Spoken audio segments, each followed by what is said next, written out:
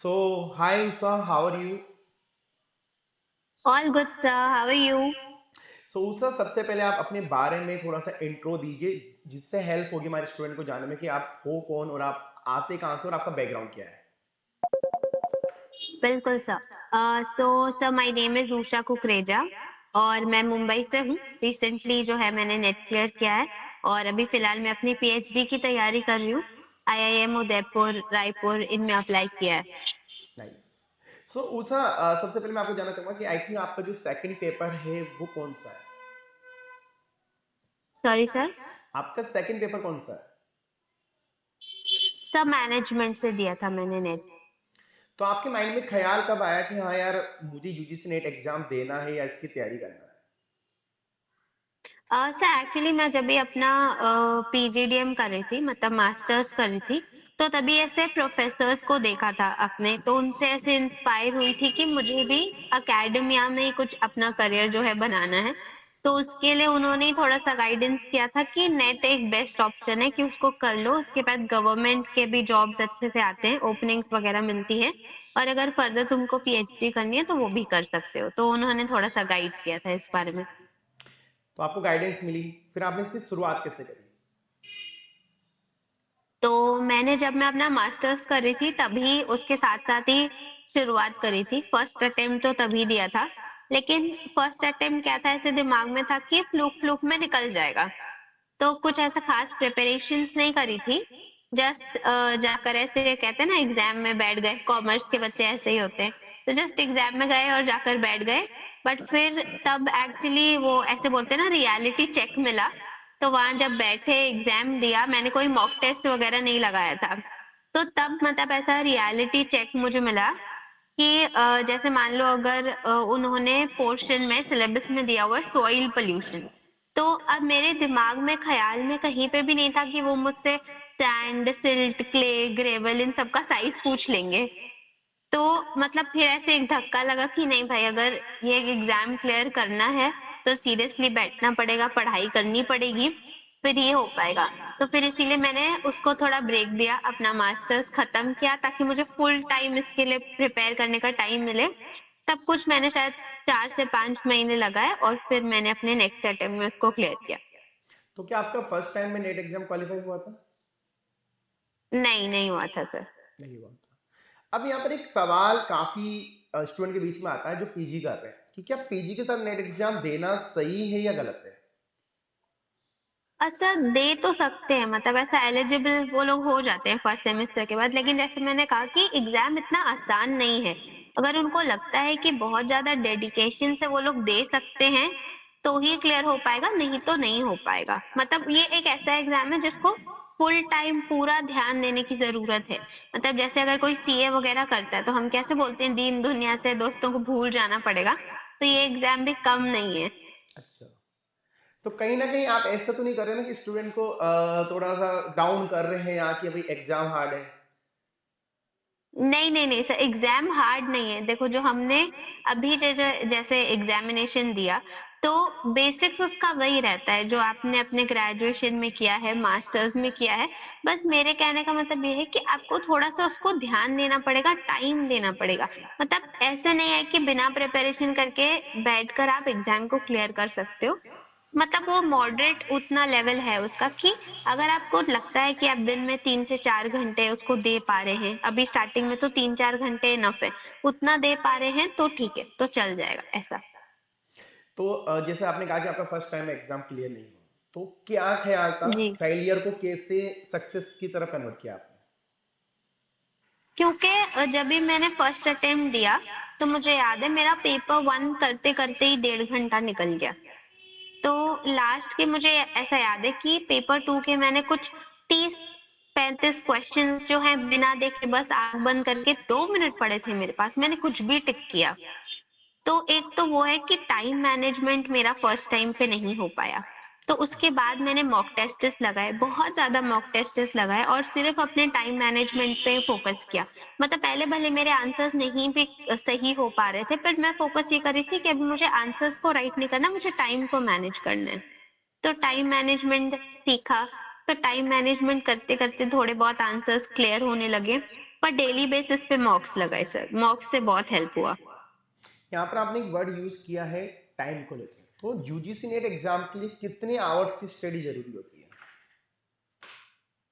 Sir daily basis पे जैसे 3 घंटे से 4 घंटा निकाल लेंगे तो मतलब इनफ है उतना, उतना निकाल लिया तो भी कर लेंगे लेकिन डेडिकेशन से मतलब वो टाइम पे आपका फ़ोन बंद होना चाहिए, दिमाग में कोई और ख़्याल नहीं, पढ़ाई करते हो तो सिर्फ़ पढ़ाई करो ऐसा, फिर टाइम 3-4 घंटे भी चलेंगे।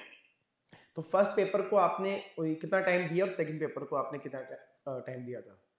मैं मॉर्निंग 4 कर उठकर प्रिपरेशन करती थी, तो लगभग 4 से लेके मैं 6 बजे तलक, साढ़े 6 बजे तलक, कभी-कभार 7 बजे तलक पूरा पेपर 1 करती थी।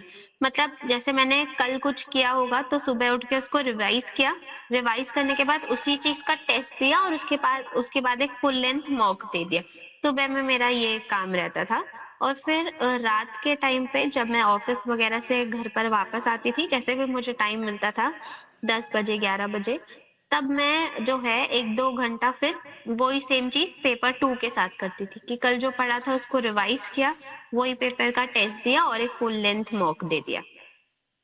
अब सबसे इम्पोर्टेंट क्वेश्चन ये आता है कि बच्चे कंफ्यूज होते हैं कि हमें मॉक टेस्ट कितने देने चाहिए, तो आपका क्या मानना है इसमें? तो आई विल बी ऑनेस्ट इस बार का प्रिपरेशन करने के लिए मैंने 2009 से यूजीसी नेट ने अपना मतलब नेट का एग्जाम लेना चालू किया है तो मैंने तो इस बार पूरा 2009 से सारा मॉक खत्म कर दिया था 2023 तक लेकिन हाँ इतनी इतनी ज्यादा नहीं बट लास्ट के कुछ 6-7 मंथ्स के 6-7 इयर्स के तो करके जाने ही चाहिए। तो आप एक चीज ये कंफर्म कीजिए कि जैसे कि आपका जब नेट एग्जाम क्वालिफाई हुआ, ठीक है, तो आपके जी सर। पास क्या ऑप्शन थे फॉर फ्यूचर कि हाँ यार नेट तो मेरा हो गया है, ठीक है, तो अब मुझे क्या करना चाहिए आगे, तो उसके लिए आपने क्या सोचा, आपने कैसे R&D करी, कैसे एनालिसिस किया सब चीज को? सर जैसे मेरा नेट क्लियर हुआ तो एक्चुअली ना मेरा जेआरएफ के कट ऑफ से मतलब सिर्फ 8 मार्क्स से रह गया मेरा जेआरएफ का कट ऑफ जाने से सिर्फ 8 मार्क्स से रह गया तो मतलब 2-4 दिन तो दुखी होने में ही लग गए कि सिर्फ 4 ही क्वेश्चंस और सही हो जाते तो जेआरएफ क्लियर हो पाता क्योंकि मैंने नेट दिया ही इस एम से था कि मुझे आईआईएम से पीएचडी करनी है लेकिन मेरे पास ऐसा था मैंने उसके ऊपर इतना कुछ खास रिसर्च नहीं किया था बस ऐसा था कि आईआईएम से पीएचडी मुझे करनी है तो वहां पे मुझे ऐसा लगता था कि जेआरएफ नहीं होगा तो फिर एडमिशन नहीं मिलता है करके फिर उसके बाद कुछ 2-3 दिन निकल गए रिजल्ट के बाद फिर मैं थोड़ा काम डाउन हुई फिर मैंने सोचा कि अब ईयर तो वेस्ट नहीं कर सकते क्योंकि जो ऐसे कॉलेजेस हैं आईआईएम्स और आईआईटीज वहाँ पे सिर्फ एक ही बार एडमिशन होता है रोलिंग एडमिशन नहीं होता है 2 बार एडमिशन नहीं लेते वो लोग एक ही बार इनटेक होता है तो अब नेक्स्ट ईयर में करना पड़ता तो साल मुझे वेस्ट नहीं करना था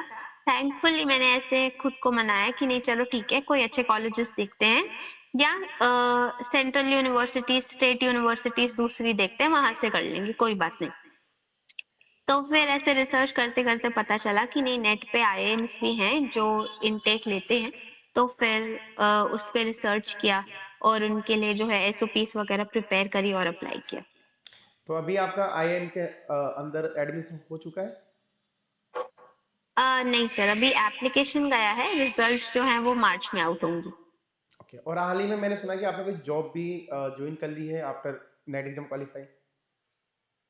जी, जी सर, नेट मेरा जैसे ही क्वालिफ़ाई हो गया, अभी क्योंकि जो मेरा पीएचडी है वो स्टार्ट होगा लगभग जून से, ओके, जून-जुलाई के बाद ही स्टार्ट होगा। तो फिलहाल मेरे पास जो है टाइम था कि मैं कुछ कर सकती हूँ, तो फिर इसीलिए मैंने जो है जगह-जगह पर अप्लाई करना चालू किया अपने नेट के बेसिस पे मतलब नियर बाय में ही जो कॉलेजेस थे वहाँ पे मैंने नेट के बेसिस पे अप्लाई करना चालू किया। तो काफ़ी अच्छा रिस्पॉन्स था मतलब मैंने 3 जगह पे अप्लाई किया, तीनों जगह से कॉल आया कि आप जो है हमारे पास आकर जॉइन कर सकते हो। तो इवेंचुअली फिर डिसाइड करके एक कॉलेज में कल मेरा पहला लेक्चर था तो कल से ही जॉइन किया। तो ये जॉब की आपकी जो अगर मैं बोलूँ कि जॉब की आपकी लाइफ लाइन कहाँ से स्टार्ट हुई थी, मतलब होता है ना एज ए स्टूडेंट होता है कि यार चलो जॉब करना स्टार्ट करते हैं, तो कहाँ से स्टार्ट किया आपने जॉब की लाइफ लाइन? तो वो तो मैंने अपने 10th स्टैंडर्ड के बाद ही जो है जॉब मैंने जॉइन कर लिया था। मतलब पहले-पहले मैं शुरुआत में जो है ट्यूशन्स लेती थी घर पे। कुछ 3-4 साल मैंने ट्यूशन्स लिया।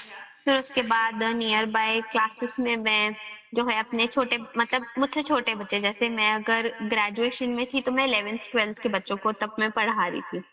फिर मैंने अपना पीजीडीएम किया, तो पीजीडीएम से मेरा जो है कॉलेज मतलब कैंपस के थ्रू जो है ये हुआ, जॉब जॉइन किया मैंने जारो एजुकेशंस में मैंने जॉइन किया एज़ एन इंटर्न। तो वहाँ पे मैंने कुछ 9-10 महीने इंटर्नशिप करा एंड देन उसके बाद मैं साइड बाय साइड में, क्योंकि मेरा बैकग्राउंड मार्केटिंग से था, तो डिजिटल मार्केटिंग बहुत बूम में था उस टाइम पे। तो मैंने सोचा था कि डिजिटल मार्केटिंग पे भी कुछ कर लेते हैं। तो डिजिटल मार्केटिंग का कोर्स किया। फिर वन ऑफ माय फ्रेंड वो एक डिजिटल मार्केटिंग कंपनी में ही था, तो उसने जो है रेफरेंस के थ्रू वहाँ पे मैं एक डिजिटल मार्केटिंग कंपनी में as a content writer join हुई। तो वहाँ पे मैंने लगभग 2 ढाई साल के लिए काम किया एंड देन उसके बाद फिर टीचिंग तो मैंने मतलब कभी छोड़ी ही नहीं। वो लॉकडाउन का पीरियड था जब मैंने डिजिटल मार्केटिंग ज्वाइन किया। तो टीचिंग मैंने कभी नहीं छोड़ी। मैं हमेशा कुछ ना कुछ किसी न किसी को पढ़ाती रही हूँ अब तक। कभी क्लासेस में या भी कैसे फुल टाइम कॉलेज तो पहली बार ज्वाइन किया एज अ कॉलेज, लेकिन कभी ऑनलाइन कभी क्लासेस में हर जगह कहीं ना कहीं पढ़ाती ही रही हूँ। तो अगर बोले तो आपका स्टार्टिंग से था कि मुझे इस फील्ड में तो जाना ही है, आई एम राइट? जी सर। जी जी सर, तो अब बिल्कुल। आपका फाइनली जॉब आपकी सेटल हो चुकी है, नेट एग्जाम का, तो क्या आप जेआरएफ के लिए दोबारा एग्जाम दोगे? यस सर, क्योंकि जेआरएफ के लिए मुझे अभी अगर मान लो मेरा आईआईएम में एडमिशन हो भी जाता है, होपफुली शायद हो जाए, तो उसका जो स्टाइपेंड रहता है वो यूजीसी नेट के बेसिस पे अलग रहता है और जेआरएफ के बेसिस पे अलग रहता है। तो ऑफ कोर्स अभी क्योंकि पीएचडी फुल टाइम काम होता है, उसके साथ आप और कोई काम नहीं कर सकते, वो खुद में ही बहुत हेक्टिक रहता है। तो ऑफ कोर्स अर्निंग्स के लिए स्टाइपेंड के लिए जो है मैं फिर से एग्जाम दूंगी और जेआरएफ लाने की कोशिश करूंगी। तो आप एक चीज़ ये बताइए, जैसे अब जेआरएफ के लिए आप अभी लाइक जून में एग्जाम है, तो आप आपको क्या पता कि यार जो मैंने नेट एग्जाम के टाइम गलती करी थी वो गलतियां नहीं करनी, तो क्या क्या गलतियां जो जेआरएफ क्वालिफाई करने के लिए जरूरी है? सब पहली गलती तो ये थी कि मैंने जो है पेपर वन पे तो बहुत ज्यादा ध्यान दिया। मेरा मैथ्स बहुत वीक था तो मैंने मैथ्स को थोड़ा बेटर किया और पेपर टू में मैंने इतना ज्यादा मतलब जो है ध्यान नहीं दिया इन द सेंस मुझे ऐसा लगा था कि हमने graduation under graduation post graduation सब जगह वही की है, तो मैंने उसकी थ्योरी पे बहुत ज़्यादा फ़ोकस नहीं किया। मैथ्स के जो टॉपिक्स थे उसमें भी बिज़नेस फाइनेंस था और फाइनेंशियल मैनेजमेंट था, ऑपरेशंस था, उन पे बहुत ज़्यादा फ़ोकस किया और थ्योरी पे थोड़ा कम फ़ोकस किया। तो उन वो जो मेरा मैथ्स जो मैंने अपना स्ट्रॉन्ग किया, वो मैथ्स की वज़ह से मेरा नेट क्लियर हुआ। लेकिन थ्योरी अगर मैं थोड़ा और स्ट्रॉन्ग करती तो शायद मेरा थ्योरी की वज़ह से वो 4 क्वेश्चंस जो रह गए वो भी हो पाते और मेरा जेआरएफ हो जाता। तो इस बार जो है बैलेंस करके चलूँगी, मैथ्स भी और थ्योरी भी दोनों। बिल्कुल, एंड ऑल द बेस्ट। तो मैं यहाँ एक चीज़ जानना चाहूँगा कि अभी आपकी जो जॉब लगी है फुल टाइम, तो कितने पे ग्रेड पे लगी है, क्या सैलरी है? सर एक्चुअली मैं वहाँ पे अभी तो फ़िलहाल as a visiting faculty join हुई हूँ। तो वहाँ पे मुझे नेट के बेसिस पे एज़ अ विज़िटिंग फैकल्टी ही ₹800 पर लेक्चर का उन्होंने जो है ऑफ़र किया और जो लेक्चर है that is only for 45 minutes. Okay. तो काफ़ी अच्छा लगा मुझे कि मतलब काफ़ी अच्छा पे स्केल था। क्योंकि मैंने एज़ गवर्नमेंट में कहीं पे अप्लाई नहीं किया क्योंकि मैं साइमल्टेनियसली आईआईएम्स के लिए भी प्रिपेयर कर रही हूँ। तो मुझे पता है कि जून, जुलाई के बाद मैं पढ़ा नहीं पाऊँगी। तो मुझे ये बेस्ट लगा कि एज़ अ विज़िटिंग फैकल्टी कहीं पे जॉइन कर लो और विज़िटिंग फैकल्टी को मतलब इतना अच्छा खासा पेमेंट मिलना 45 मिनट्स के लिए जस्ट, तो मेरे लिए तो वो बहुत बड़ी बात थी यस। कि बहुत अच्छा पे स्केल था सर। तो माने तो महीने के आपके अराउंड 25,000 अराउंड ना, आई एम राइट? बिल्कुल अब सर। पीएचडी के लिए भी आपने जी, कहा था कि जी अगर आप सर। नेट के थ्रू पीएचडी करते हो और जेआरएफ के थ्रू पीएचडी करते हो तो उनका फेलोशिप अलग अलग होता है, तो कितना कितना होता है उनका यस सर। फेलोशिप आईआईएम में? सर अभी अगर मैं आईआईएम उदयपुर की बात करूं जैसे, तो अगर हम नॉर्मल नेट के बेसिस पे जो है लगते हैं तो कुछ 30-31,000 रहता है। और अगर आप जेआरएफ के बेसिस पे करते हो तो 45,000 आपका फर्स्ट ईयर में स्टाइपेंड रहता है। और second year, third year, fourth year में जो है ये स्टाइपेंड इंक्रीज होते रहता है बेस्ड ऑन योर एग्जाम। जैसे ही आप एग्जाम क्लियर करते हो तो कुछ 5-6,000 एवरी ईयर बढ़ता है। तो लाइक ज़रूरी नहीं है कि हम लोग जेआरएफ के पे ही ज़्यादा फोकस करें। अगर हमारा नेट एग्जाम क्वालिफाई हुआ है तो काफ़ी ऐसी यूनिवर्सिटी है जो हमें अच्छी फेलोशिप देती है, आई एम राइट? जी, जी सर, बिल्कुल। और अगर आपका जैसे अगर आप आईआईएम्स की बात अगर मैं करूँ, तो आईआईएम्स में कैसे 40 के आसपास जो है स्टाइपेंड मिलता है जेआरएफ के बेसिस पे, लेकिन बहुत सारे ऐसे मैनेजमेंट के नॉन आईआईएम इंस्टीट्यूट्स भी हैं, जैसे अगर मैं आईएसबी हैदराबाद की बात करूँ, वहाँ पे सिर्फ जेआरएफ पे ही लेते हैं, तो वहाँ का स्टाइपेंड सर 90,000 होता है। मतलब 65,000 वो लोग स्टाइपेंड देते हैं और 25,000 एचआरए रहता है। तो मतलब काफ़ी अच्छा स्केल है अगर किसी का जेआरएफ हो गया तो, लेकिन अगर नेट भी हो गया तो मतलब ऐसे निराश होने की बात नहीं है, बहुत अच्छी-अच्छी यूनिवर्सिटीज़ हैं जो लेती हैं। अब आप हमारे जो स्टूडेंट अभी आपको देख रहे हैं तो उनको 2 चीज़ें आपको बतानी है कि नेट के बाद जॉब के लिए अप्लाई कैसे करें और आईआईएम के अंदर पीएचडी के लिए अप्लाई कैसे करें? सर आईआईएम के अंदर तो पीएचडी के लिए अप्लाई करना नॉर्मल है। आप उनकी वेबसाइट पे जाके जो डेट्स वगैरह हैं, वो डेट्स को चेक कर सकते हैं। अभी भी कुछ आईआईएम्स हैं जिनका मार्च तक ओपनिंग है। तो वेबसाइट पे जाके आप एप्लीकेशन डाल सकते हैं। बट एप्लीकेशन में वो लोग नॉर्मल आपका 10th का ग्रेड देखते हैं, 12th का ग्रेड आपका वो लोग देखते हैं, ग्रेजुएशन का देखते हैं। हर एक की वेबसाइट पे अलग वेटेज रहता है कि वो लोग कितना आपको वेटेज देते हैं। प्लस अगर आपके पास कुछ जॉब एक्सपीरियंस है तो वो और भी अच्छा है। क्योंकि कैसे कि उनको लगता है कि बच्चा रॉ नहीं आ रहा है बिल्कुल, उसके पास कुछ ना कुछ इंडस्ट्री का एक्सपोजर है, तो वो रिसर्च में हेल्पफुल हो सकता है उसके लिए। और सेकेंडली जो है एसओपी लिखना बहुत इम्पोर्टेंट है। तो एसओपी लिखने में मुझे बहुत ज़्यादा टाइम गया था, उसमें बहुत ज़्यादा रिसर्च करना पड़ा कि वहाँ का जो है कल्चर कैसा होता है, कौन सी वहाँ की फैकल्टी है जिनकी फैकल्टी का मेरा जो है पीएचडी के टॉपिक के साथ इंटरेस्ट लिंक बैठ पाता है। क्योंकि अगर प्रोफेसर आपके वाले फील्ड में नहीं है तो आप हो सकता है कि बहुत अच्छे स्टूडेंट हो लेकिन उनके लेने के चांसेस कम हो जाते हैं क्योंकि आपके पास गाइड करने वाला कोई नहीं है। तो ओके, ये मेन पहले ढूंढना पड़ता है कि कौन से यूनिवर्सिटी में आपके इंटरेस्ट के ऊपर काम करने वाले प्रोफेसर्स हैं। Okay. And about job, job के लिए कैसे अप्लाई करें? जॉब के लिए भी सर ओपनिंग्स के लिए जो है देखते रहना पड़ता है गवर्नमेंट साइट्स को, या फिर जैसे न्यूज़पेपर्स वगैरह होते हैं, टाइम्स ऑफ इंडिया हो गया, उनमें ट्यूसडे ट्यूसडे को ऐसे कॉलम्स होते हैं जिन पे जहाँ जहाँ पे रिक्रूटमेंट होती है वहाँ के लिए जो है पता चल पाता है। जैसे मैंने अभी 3-4 कॉलेजेस में अप्लाई किया था, तो एक कॉलेजेस मेरे पास में ही था, तब थोड़ी सी दूरी पे था, 40-45 मिनट्स, तो वो मैंने जो है वहाँ पे उसी पेपर के थ्रू, टाइम्स ऑफ इंडिया के थ्रू ही अप्लाई किया था, वहाँ पे एडवर्टाइजमेंट आई थी।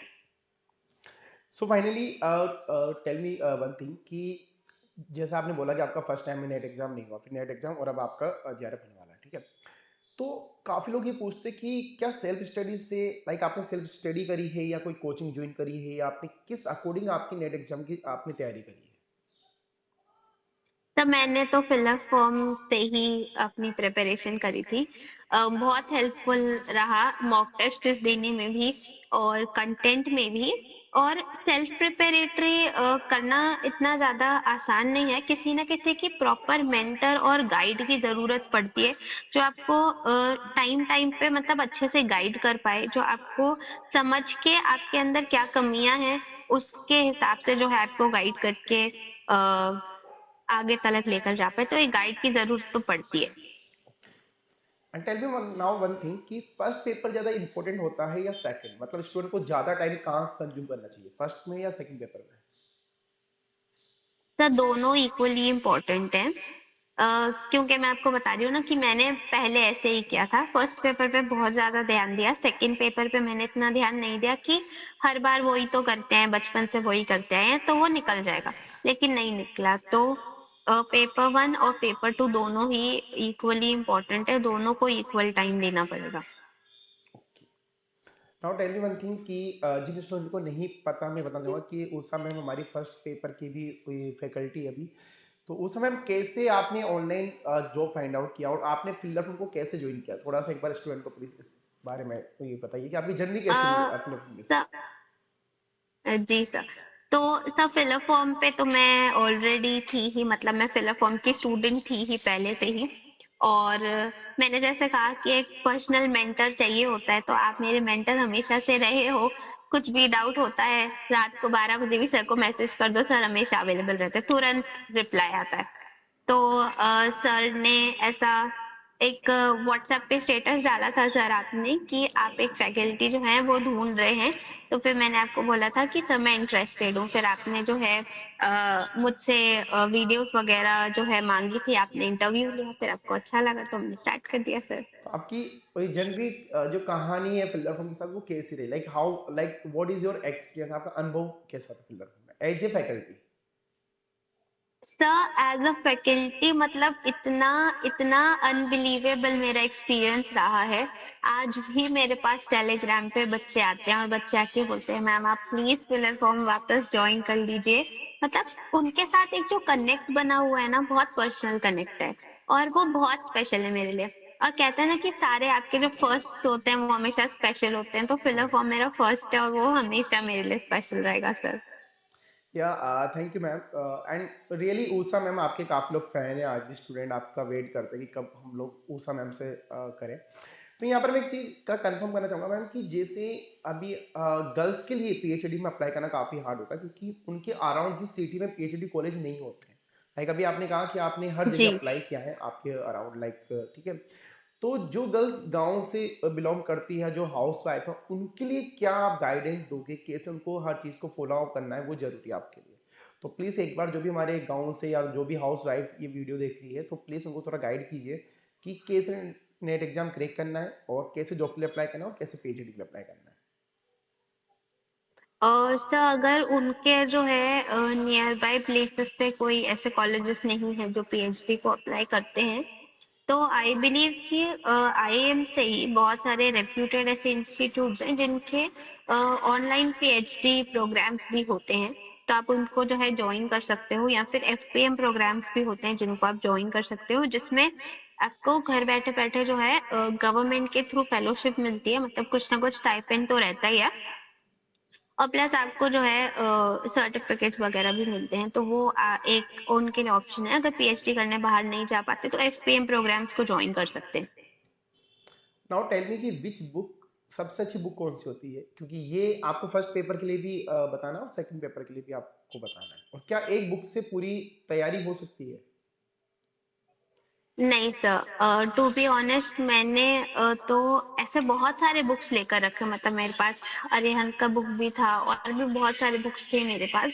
लेकिन मतलब ऐसा लगता है कि मैंने कितना भी नोट्स बना लो, कितना भी पढ़ लो, हर बार जब एक एग्जाम देने बैठो तो वो कुछ अलग क्वेश्चंस ही पूछ लेते हैं।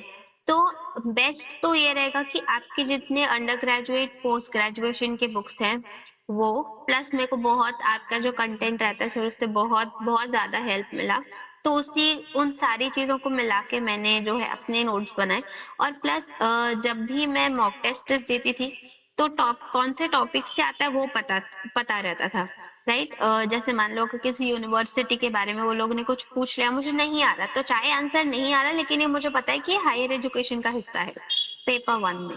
तो फिर मैं उन चीज़ों को अपने आप नोट करने लगती थी और फिर थोड़ा-सा उसके बारे में और रिसर्च करती थी। Okay. So Usha what is your 5 after 5 years आपका क्या प्लान है? मतलब 5 साल के बाद या अभी आगे का क्या प्लान है मतलब आपका? सर मैं अभी जो रिसर्च कर रही हूँ, अभी 4 साल तो पीएचडी करने में ही लग जाएगा।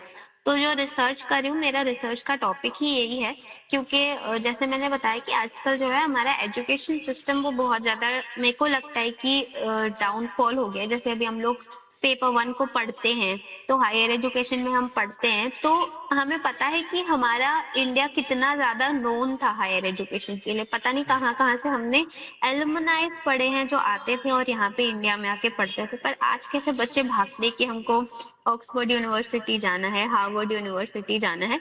हमारे पास खुद के पास ऐसी यूनिवर्सिटीज थी जो ऑक्सफोर्ड और हार्वर्ड जैसी थी। तो मतलब मेरा रिसर्च का टॉपिक ही यही है कि हम किस तरीके से जो है मैनेजमेंट की स्ट्रेटजीज को यूज करके हमारे एजुकेशन को बेटर बना सकते हैं। तो 5 years 7 years down the line मेरा अपना एक इंस्टीट्यूट खोलने का जो है इच्छा है। Great, and I will support you any time, okay, so you don't worry. Thank you so much sir, thank अभी यू सो मच। जैसे आपने बोला कि काफ़ी लोग बाहर जाते हैं स्टडी करने के लिए, तो अगर आपको कभी मौका मिला बाहर स्टडी करने का, तो क्या आप जाओगे बाहर, आउट ऑफ इंडिया? नहीं सर, नहीं। मतलब मुझे मेरे पास अभी भी ऐसे चांस था। मेरे पेरेंट्स तो मुझे कह रहे थे कि तुम जो है आइल्स का एग्ज़ाम दे दो और चले जाओ कनाडा-वनाडा पढ़ लो। लेकिन आई वाज़ लाइक कि नहीं सर, मुझे यहीं से करना है और मुझे यहाँ के ही एजुकेशन के सिस्टम को समझ के बेटर बनाना है और फिर अपना एक इंस्टीट्यूट ओपन करना है। वाह, वेरी नाइस। सो गाइज, आपने देखा कि जो जर्नी थी वो एक फेलियर से स्टार्ट होती है मैम की, और आज मैम आईआईएम के अंदर पीएचडी के लिए अप्लाई कर चुकी है। तो गाइज, मैं भी आपसे ये चाहूँगा कि अगर आपका फेलियर हो चुका है, अगर आपका एक बार या दो बार से नेट एग्जाम क्वालिफाई नहीं हुआ, तो हार नहीं माननी है, क्योंकि राह आपकी देखती है। और मैं जो ऊषा मैम का जो आईडी है वो मैं आपके कोई कमेंट बॉक्स में डाल दूंगा, कमेंट बॉक्स में, तो वहाँ से आप उनको एक बार कनेक्ट कर लेना, कोई भी डाउट क्वेरी हो about the anything, so she will help you any time. So Usha ma'am, thank you so much for बिल्कुल ज्वाइनिंग। सर। एंड आपका वेट हमेशा लोग करते हैं, स्टूडेंट आपसे बहुत प्यार करते हैं, टू बी ऑनेस्ट, क्योंकि कमेंट में अभी आप देख लेना काफ़ी लोग कमेंट करेंगे। तो thank you so much ma'am joining for this session, और एंड आई होप कि आपका फ्यूचर काफ़ी अच्छा बने और आपके सारे सपने सक्सेस हो ma'am. Thank you so much sir, thank you so much. Thank you ma'am.